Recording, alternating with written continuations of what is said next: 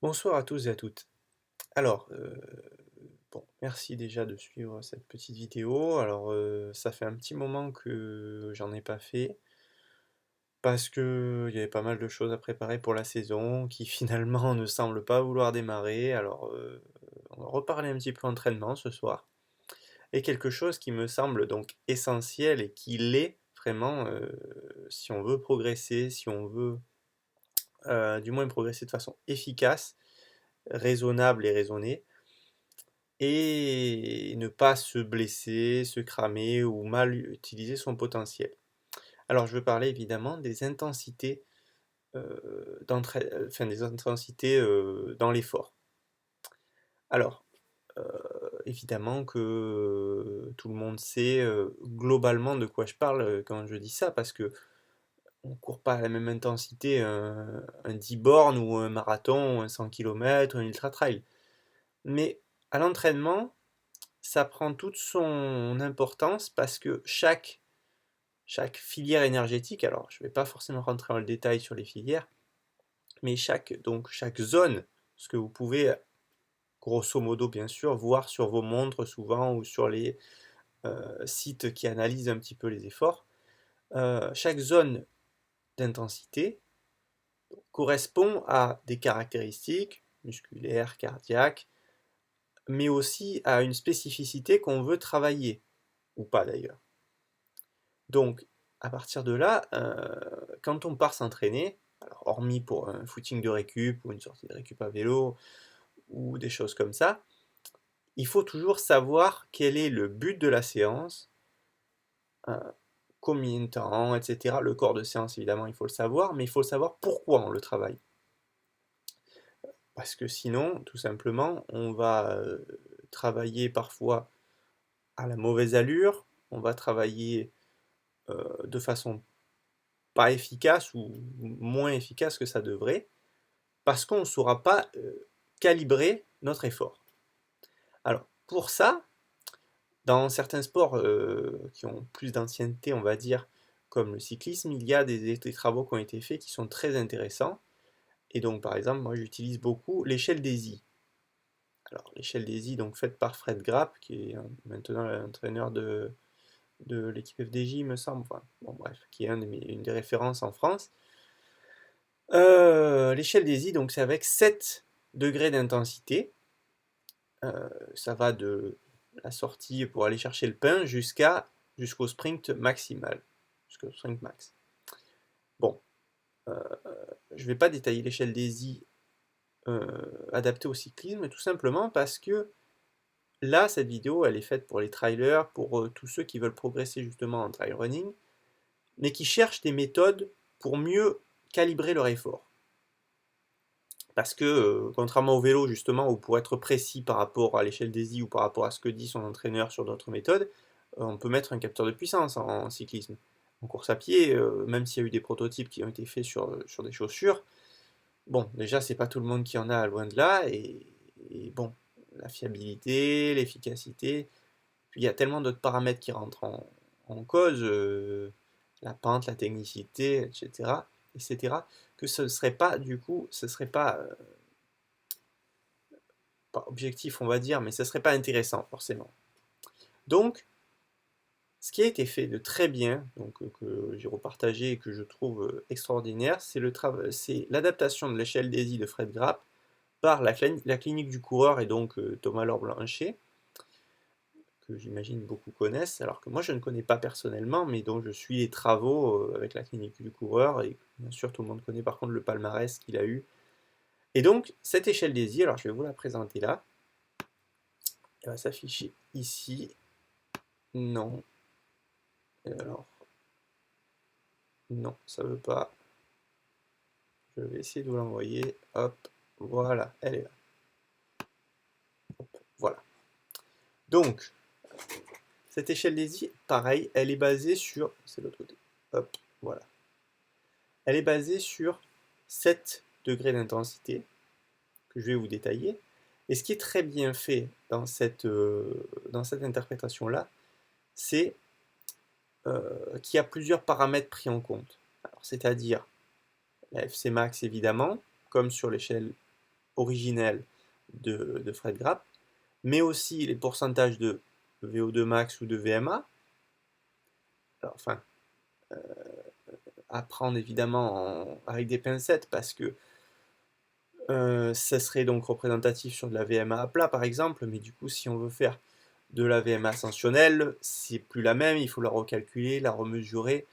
Bon, ça, faut vraiment être carré sur les exos qu'on fait, sur la connaissance de nous-mêmes, sinon c'est plus compliqué.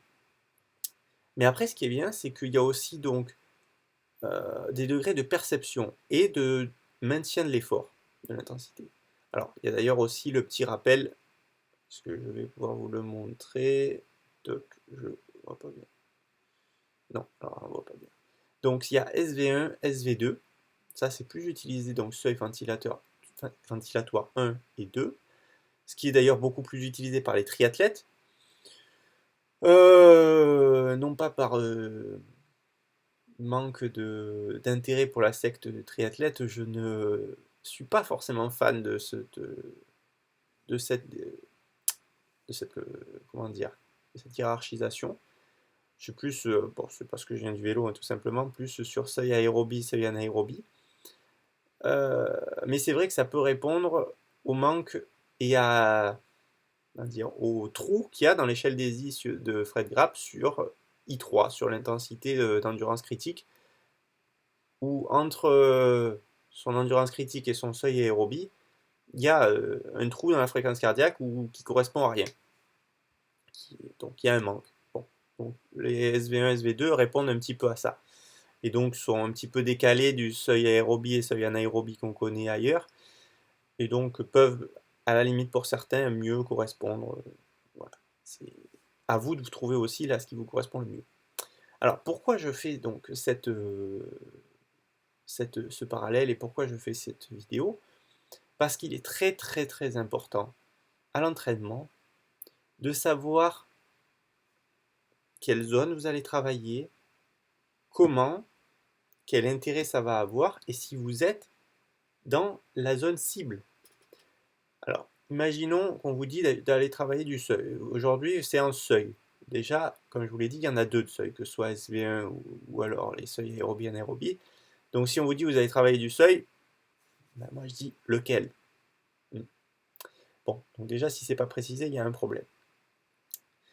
Alors après ça, vous allez me dire, bon, on chipote et tout, on chipote. Alors, si on se penche donc sur l'échelle des I adaptée à la course à pied de la clinique du coureur, on voit que sur le I4, qui donc correspond à ces seuils, au début de I4, ce serait le seuil aérobie, à la fin de I4, ce serait le seuil anaérobie. Donc c'est un effort qu'on peut tenir entre 20 minutes et 1 heure. Alors, oui, il y a une partie qui dépend de l'entraînement du coureur, mais ça fait quand même une énorme marge. D'où l'importance de différencier ces seuils. Alors, comme vous voyez aussi, SV1, il le place beaucoup plus bas, c'est pour ça que SV1 et SV2, donc, qui sont plus à la différence entre l'endurance fondamentale et le début du seuil aérobie, oui, ils sont échelonnés entre les seuils traditionnels qu'on utilisait. Alors, encore une fois, là, je ne critique pas, chacun les utilise comme il veut. Toujours est-il que ces plages d'intensité nous donnent des qualités à travailler, nous donnent plutôt, je vais dire, des indices sur les qualités à travailler. Alors, par contre, il y a une chose qui est très très importante à savoir et à retenir, c'est que quel que soit le type de course que vous travaillez, que vous préparez, il faut s'entraîner sur toutes les intensités, sur les 7. Alors, peut-être moins I1, je vous l'accorde, parce que, à part pour aller chercher le pain, bien que, en récup, vous avez fait une très grosse course, vous voulez faire un petit peu quand même travailler les muscles, vous faites 20 minutes à I1, c'est très bien. I7, alors, là je peux avoir la remarque, pareil pour I6, donc le I6 c'est le lactique, c'est l'anaérobie lactique. Donc c'est un effort que vous voyez, donc moins de 2 minutes, parce que c'est pas un sport porté, en vélo on a plus tendance à dire 2 minutes 30, 3 minutes.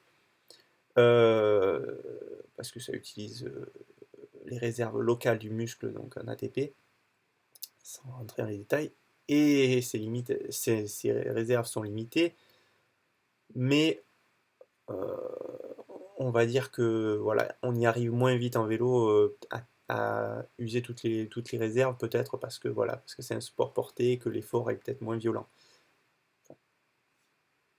À prendre avec des pincettes ce que je dis, c'est physiologique plus que sur le ressenti, la violence de l'effort. Donc, euh, je me suis perdu, je disais que ces efforts sont à travailler, même pour des gens qui font par exemple des courses très longues. Ça ne me choque pas du tout qu'un ultra-trailer fasse un 6 fois 30 secondes en anaérobie lactique. On va me dire, ça fait 3 minutes d'effort pour quelqu'un qui prépare une course de 20 heures, 25 heures, 30 heures. Quoi ça sert? Eh bien ça sert toujours parce que dans des courses comme ça, il y a des imprévus en fait. Alors, je ne peux pas dire à quel moment de la course ça servira, je ne peux pas le savoir. Peut-être que sur certaines courses, ça ne servira pas forcément totalement. Par contre, le jour où vous êtes, vous tirez vous tirez la bourre avec José, le voisin du village, et vous voulez absolument le battre sur votre fin de votre ultra là. Alors vous êtes free tous les deux. José et vous êtes sur les rotules. Mais vous vous demandez s'il vous reste un petit peu de force dans les jambes pour aller le battre au sprint. Parce que bon, finir main dans la main, oui, c'est bien beau, l'esprit trail, tout ça, mais vous avez quand même dit à votre femme ou à votre mari ou à qui vous voulez que vous allez battre le voisin. Donc, il va falloir forcer sur la dernière côte ou au sprint final. Et là, où c'est que vous allez aller piocher?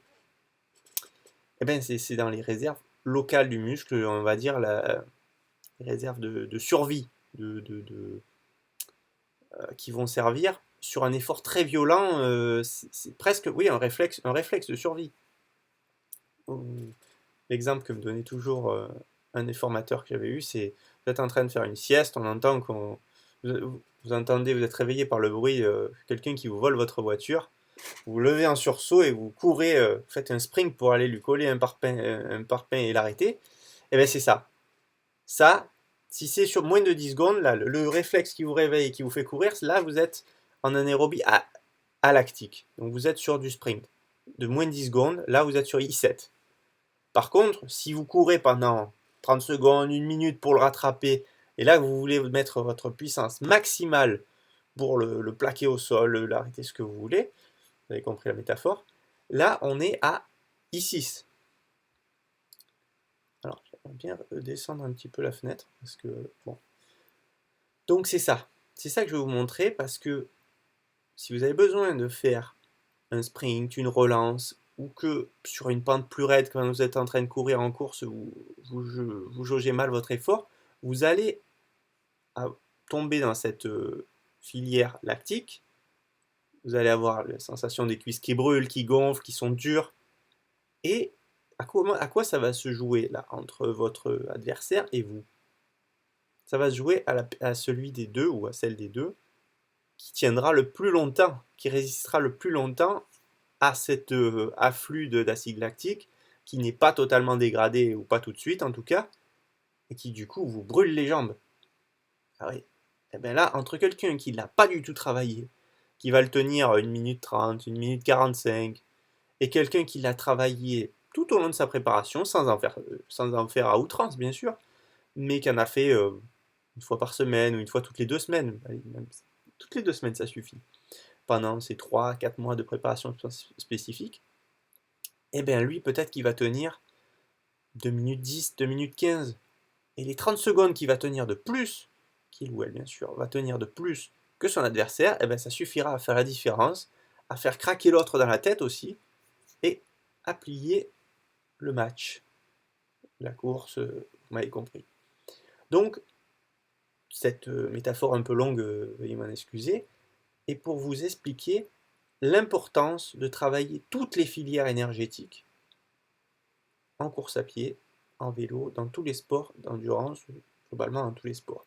ne négliger aucun aspect de notre physiologie et aucun aspect de nos capacités musculaires. Certains, bien sûr, auront toujours un mal fou à tirer quoi que ce soit de leurs fibres rapides parce qu'ils en auront peu, moins que leurs fibres lentes. Ça, on y reviendra plus tard niveau physiologie, mais pour autant, c'est pas parce que on a moins de facilité, moins de potentiel sur du sprint, qu'il faut pas le travailler, pour les raisons que j'ai expliquées. Ça, c'est la base de travailler nos points faibles et nos points forts.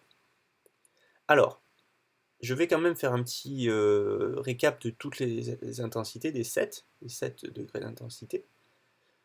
Alors, IE, donc comme je vous l'ai dit, c'est vous allez faire le footing de récup, vous allez chercher le pain, vous allez voilà, comme vous voulez, vous allez prendre l'apéro chez le voisin. En fait, vraiment le footing, vous pouvez parler, vous pouvez regarder le paysage, tout ce que vous voulez.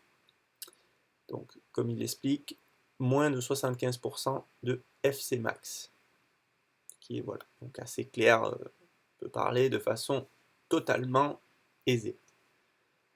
Pour I2, donc là on est à entre 75 et 85% de FC max. Donc on peut ne parler aussi très longtemps, c'est un effort qui marque qu'on peut tenir plus de 5 heures. Alors, là, ça dépend vraiment de l'entraînement, cette donnée-là, parce que quelqu'un pas entraîné en endurance, évidemment, ne va pas tenir un effort très long. Alors, I2, on est sur de l'aérobie, on est sur la filière aérobie, donc on est toujours en aisance respiratoire.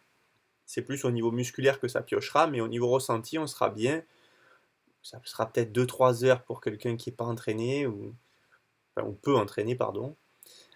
Et ça sera plutôt 7, 8, 9 heures pour quelqu'un qui est très bien entraîné.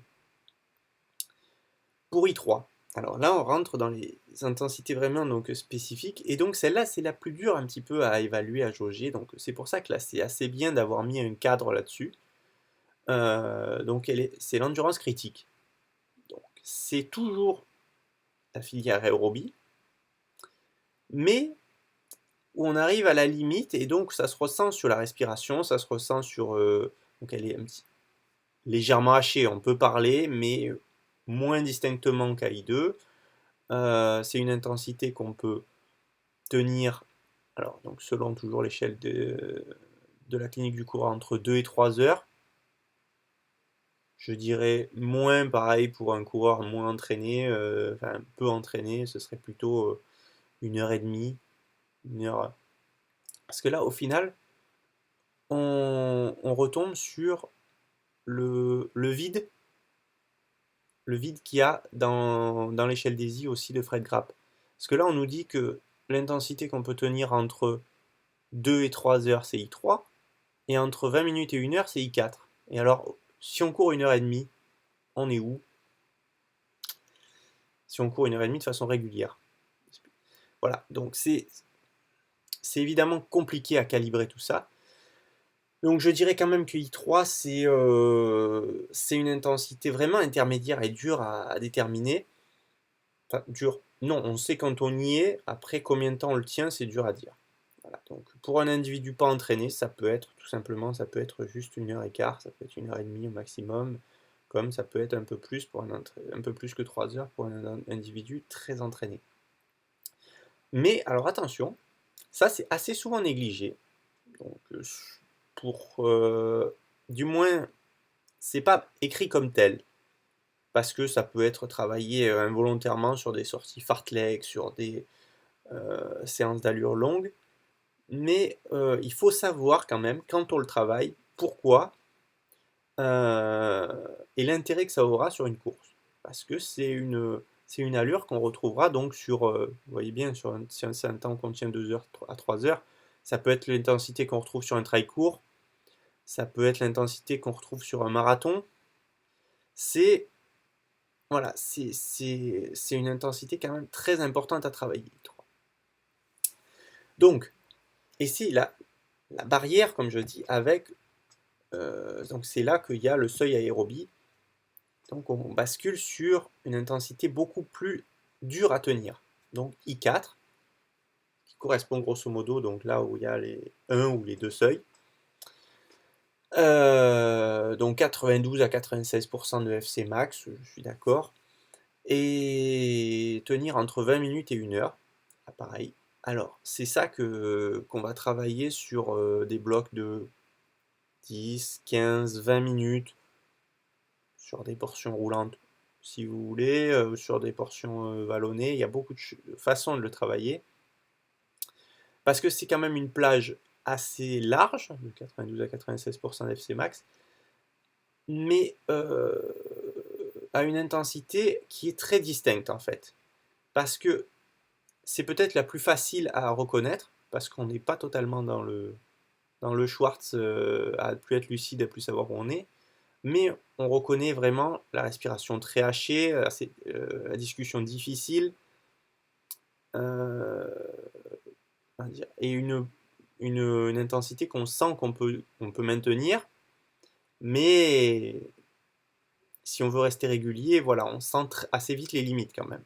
Et au bout de 20 minutes, pour un coureur peu entraîné, on va dire globalement, là, pour un coureur sur route, pour donner une référence, c'est l'allure 10 km. 10 km, voire, non, je dirais même pas semi, c'est un peu moins que l'allure 10 km pour les coureurs les plus entraînés, mais globalement, c'est ça. Donc voilà, on est sur une intensité élevée, mais on peut maintenir longtemps et qui est assez facile à retenir et très très importante à travailler parce que ça, c'est ce qui vous permet d'être régulier sur une fin de course où on veut accélérer, ce qui vous permet de ne pas craquer sur des portions actives d'une compétition et de bien gérer voilà, les efforts assez hauts en pulsation. Alors après, on rentre à I5. Donc là, on a le seuil anaérobie.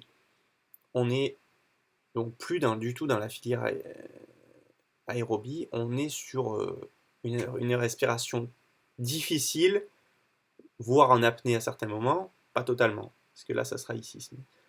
Euh, on est sur la VMA ou la PMA à vélo. Donc très très important, pareil. 5 à 7 minutes.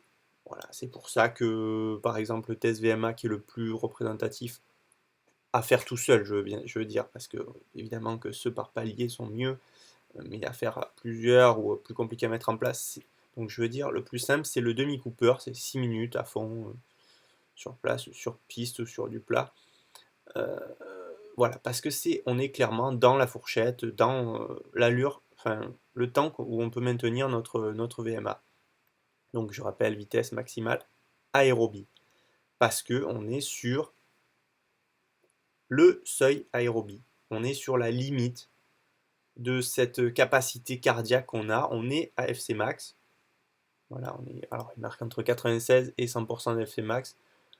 Oui, oui, oui, oui, on peut être légèrement en dessous. Enfin, on est au maximum de notre VMA, donc on varie, même un petit peu plus que 96, mais donc voilà. Globalement, on est à FC max, on est à VO2 max, on est au maximum de ce qu'on peut faire au niveau respiration et donc au niveau musculaire sur cette durée de 6-7 minutes. Là, on est clair. Celle-là, tout le monde y a été. C'est important à la travailler. Alors après, on vous sortira VMA courte, VMA longue, etc. Je ne rentrerai pas sur le fractionné là. J'avais déjà fait une vidéo, j'en referai une. Plus détaillée sur le fractionné, sur les intensités, comment les travailler en fractionné.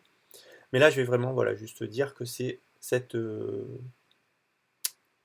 plage d'intensité, donc I5, en la fractionnant, on peut la travailler jusqu'à 10, 12, 13 minutes, guère plus. Voilà. Donc, selon la récup qu'on met dedans. Mais voilà. En continu, c'est entre 5 et 7 minutes. Ensuite, voilà, donc on sort totalement de la filière aérobie. On rentre dans l'anaérobie lactique, donc I6. Alors là, il marque 110% de VMA, ça va jusqu'à 150%. C'est à fond, entre voilà, 30 secondes et 2 minutes, peut-être 2 minutes 15 pour les tout meilleurs. Donc c'est là où vos cuisses brûlent, c'est là où vous êtes en apnée, vous respirez très peu, parce que sur 2 minutes on respire quand même, mais c'est plus significatif. Voilà. Voilà, on est sur du sprint long. Donc comme je ne vais pas revenir dessus parce que j'ai expliqué tout à l'heure l'intérêt de cette filière à travailler, même pour ceux qui font de l'ultra endurance. Et donc oui, peu pertinent la FC Max parce que voilà, vu qu'on est quasiment en apnée, ça sert à rien de lire les données là-dessus. Enfin, ça sert à rien de lire, vous m'avez compris. C'est pas la peine de regarder votre montre quand vous êtes au sprint. De toute façon, personne ne le fera. Bon, et I7, on va finir donc sur l'anaérobie alactique. Donc on tient jusqu'à 7 secondes. Donc, sur les exos, souvent on travaille sur 10 secondes, même si du coup à la fin on tombe un petit peu dans le lactique.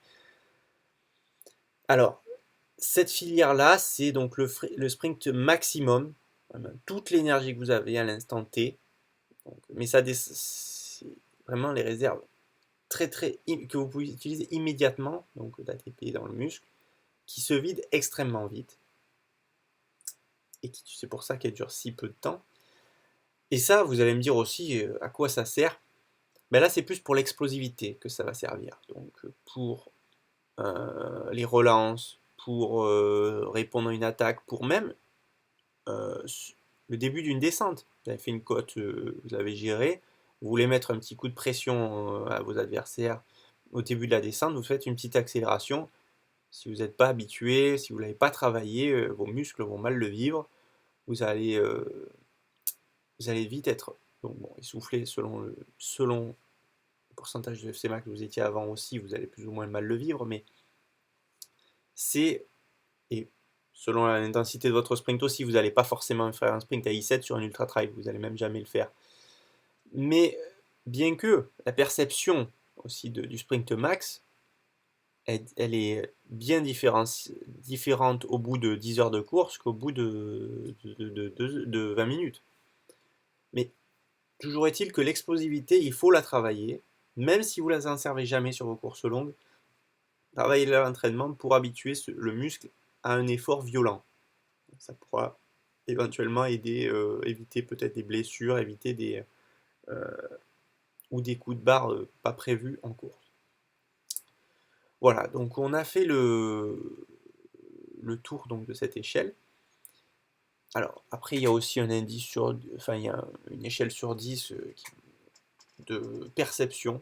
Alors, parce que là, comme vous l'avez bien vu, outre la FC Max, c'est vraiment la perception qui rentre en jeu pour comprendre et pour ressentir ces intensités et bien les calibrer. Parce que donc à l'entraînement, déjà si on ne vous parle jamais d'intensité de travail à l'entraînement, c'est qu'il y a un souci. Vous pouvez aller voir votre entraîneur et lui demander des comptes. Bon, je ne vais pas me faire encore des amis en disant ça, mais c'est pas possible de dire, enfin, de faire une fois de temps en temps une sortie longue en aisance respiratoire. Bon, ben là encore, on est à I2, ok, pourquoi pas. Mais de faire que des sorties sans préciser l'intensité, c'est pas possible.